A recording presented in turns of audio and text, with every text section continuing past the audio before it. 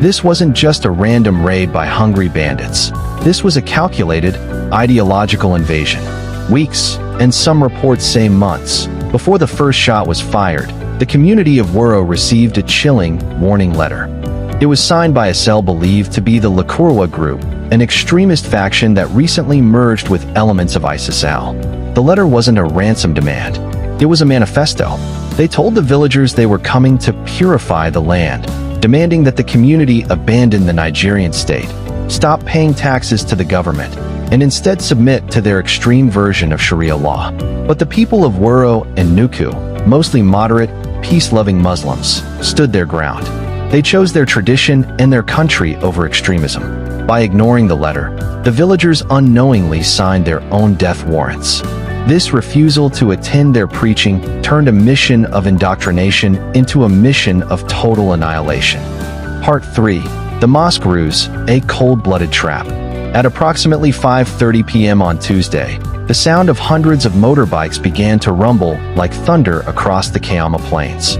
Eyewitnesses say hundreds of gunmen, armed with AK-47s and explosives, surrounded the two villages simultaneously, cutting off every escape route through the bush. But they didn't start shooting immediately. In a move of pure evil, the attackers used the call to prayer, Adhan, as a weapon. They beckoned the men of the village to the central mosque, claiming they only wanted to talk and preach as promised in their letter. Those who showed up, hoping for a peaceful dialogue, walked straight into a kill zone. Once the mosque was surrounded, the preachers turned into executioners. They didn't just fire into the crowd. They began a systematic, door-to-door cleansing that would last for the next 10 hours. Part 4. 10 Hours of Hell, the massacre recounted. The horror that followed is almost too much to describe. For 10 hours, from sunset until 3 a.m. the next morning, Kwara and Nuku were ghost towns filled with screams. The executions, survivors who managed to hide in treetops or under floorboards, described scenes of ritualistic cruelty. They saw their neighbors, the community pillars, rounded up with their hands tied behind their backs and executed. The arson, it wasn't just homes that went up in flames.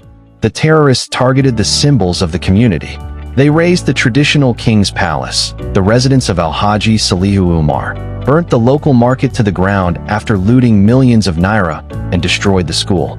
The preaching deaths. In a final act of irony, they executed the chief imam of Kwara, the very man who led the moderate faith they claimed to be correcting.